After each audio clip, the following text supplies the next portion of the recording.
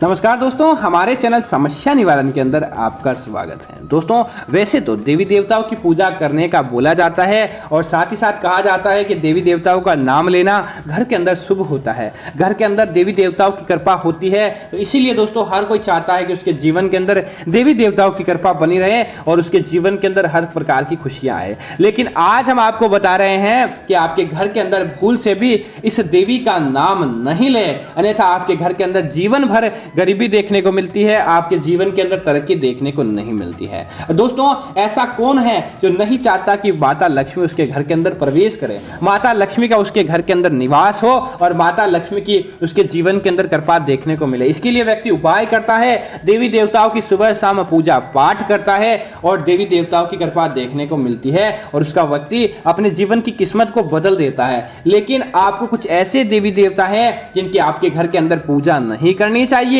अन्यथा आपको कई प्रकार के दोषों का सामना करना पड़ सकता है और साथ ही साथ आपको आपके जीवन के अंदर अलक्ष्मी का सामना भी करना पड़ सकता है। तो दोस्तों, बात करते हैं कि जैसे कि आपको भगवान गणेश जी को आपके घर के अंदर कोई भी प्रकार का कोई शुभ काम होता है तो सबसे पहले भगवान श्री गणेश जी को याद करना चाहिए। उनको याद करने के बाद आप उनको घर के अंदर आमंत्रित करें। माता लक्ष्मी भी आपके घर के अंदर आमंत्रित होती है, माता सरस्वती भी आपके घर के अंदर आमंत्रित होती है और साथ ही साथ आपके जीवन के अंदर तरक्की देखने को मिलती है। लेकिन भूल कर भी ऐसे देवी देवताओं का नाम आपके घर के अंदर नहीं लेना चाहिए। तो ध्यान रखें दोस्तों, कभी भी किसी प्रकार से देवता क्रोधित स्वभाव के अंदर हो, ऐसी मूर्ति ऐसी तस्वीर आपके घर के अंदर नहीं लेकर आनी चाहिए। जैसे कि आपको क्रोधित माता लक्ष्मी, क्रोधित माता दुर्गा की तस्वीर हो या फिर आपको माता भगवान श्री शंकर की क्रोधित मुद्रा के अंदर नाचते हुए तस्वीर आपको आपके घर के अंदर नहीं लेकर आनी चाहिए। अगर आप अपने घर के अंदर ऐसे लेकर आ गए तो समझ लीजिए उसी समय से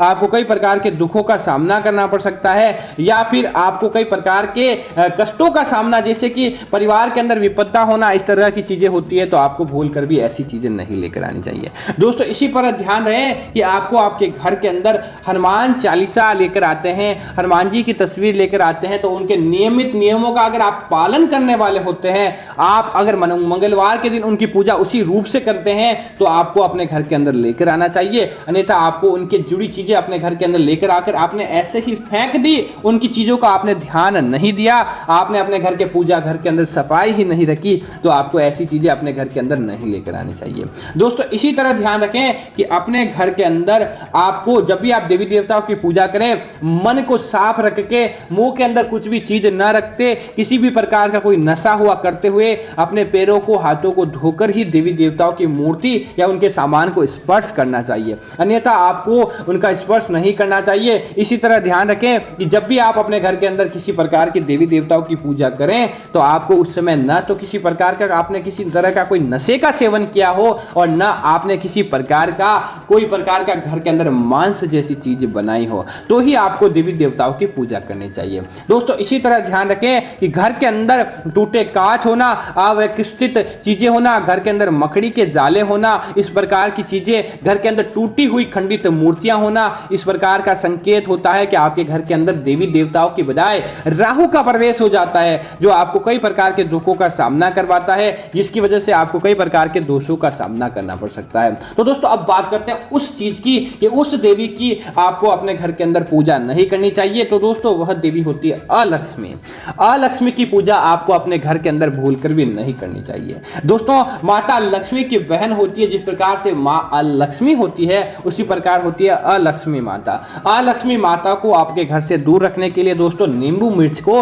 अपने घर के बाहर ही लटका देना चाहिए और कई लोग लटकाते हैं। इसका यही कारण है कि माता अलक्ष्मी को नींबू मिर्ची पसंद है, तो वह अपने आपके घर के मुख्य द्वार से बाहर ही इसे अपने प्रसाद समझकर आपके घर के द्वार से ही लौट जाती है और आपके घर के अंदर प्रवेश नहीं करती है। अगर दोस्तों आपके घर के अंदर अलक्ष्मी आ गई तो पति पत्नी के बीच में तकरार होना, लड़ाई झगड़ा होना, धन का आपकी कुंडली से और आपके जीवन से कोसों दूर हो जाना, इस प्रकार के संकेत आपको अपने आप ही देखने को मिल जाएंगे। और साथ ही साथ जिस घर के अंदर अलक्ष्मी होती है, क्योंकि दोस्तों माता लक्ष्मी और अलक्ष्मी दोनों बहनें हैं लेकिन दोनों विपरीत काम करती है, वह आपके घर से लौटकर चली जाती है माता लक्ष्मी। तो इस बात का जरूर ध्यान रखें। साथ ही साथ ध्यान रखें कि अगर आपने अपने घर के अंदर बड़े बुजुर्गों का अपमान किया, घर के अंदर सफाई नहीं रखी, घर के अंदर आप दूसरे लोगों की बुराई करते हैं, अगर आप चोरी चकारी से धन कमाते हैं, तो आपके घर के अंदर अपने आप ही अलक्ष्मी चली जाती है। तो दोस्तों उम्मीद है कि यह जानकारी आपको अच्छी लगी होगी।